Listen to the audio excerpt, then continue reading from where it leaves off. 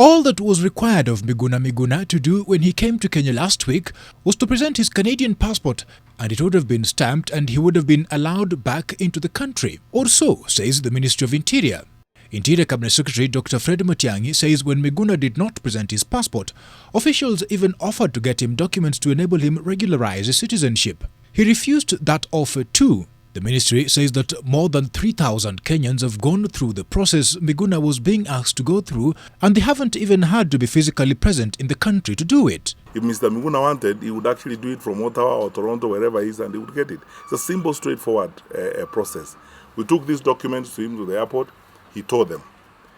We did all we could in that particular case to fulfill the requirements of the law. What then would have happened if we allowed Miguna to come back into this country without papers? We would have set a precedent that we would have not met internationally.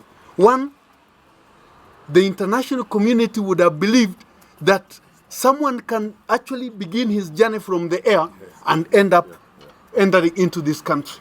Everyone has their passport stamped, everyone, including yourselves, honorable members, when you travel. That doesn't make you less of a Kenyan. It doesn't deny you your citizenship. Even the president, as I told you last night, he had his passport stamped when he was coming back from Mozambique. Everyone, even President Obama when he came here, the Pope, everyone has their passport stamped. The government refutes claims that it had confiscated his passport and that Miguna was in police custody and was therefore available to be presented in court as ordered by the High Court. The people who were able to repatriate Miguna, or rather return him to the aircraft, were actually the Department of Immigration that addresses the issue of investigation and prosecution. So it's not a police affair. The debacle, which started on Monday afternoon last week and ended on Thursday when Miguna was flown to Dubai, has put the country in negative light and the executive on the defense.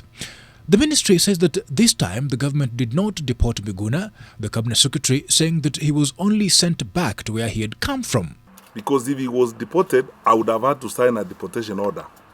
We couldn't deport him because he was not in Kenya. He had not been cleared. So he was not in our custody. He was not within our jurisdiction. We did not deport him.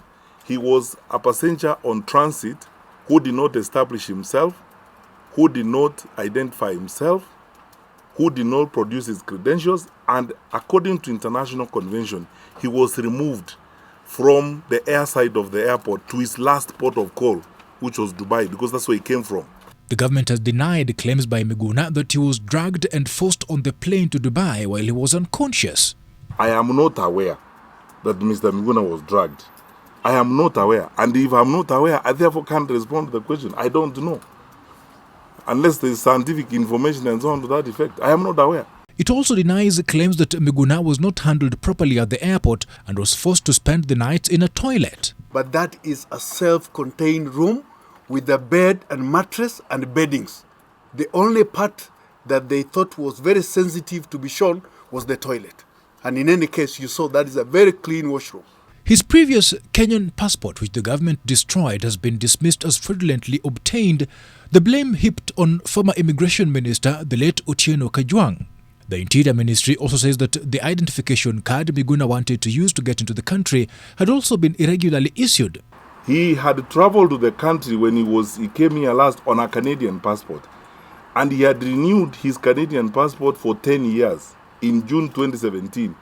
30 days to the general elections where he was contesting to become governor of Nairobi. Then that, of course, naturally raised questions. How did we allow then a Canadian to contest for governor of Nairobi? What happened? Then they started looking at the papers. Then they discovered actually there was an irregularity in the manner in which his documentation was arranged. At that time, the option available for government was to charge him in a court of law or to deport him. Most of the committee members appear to be of the opinion that the matter could have been handled differently. Indeed, some of them say that both parties may have blown the matter out of proportion. Andrew Ochieng, NTV.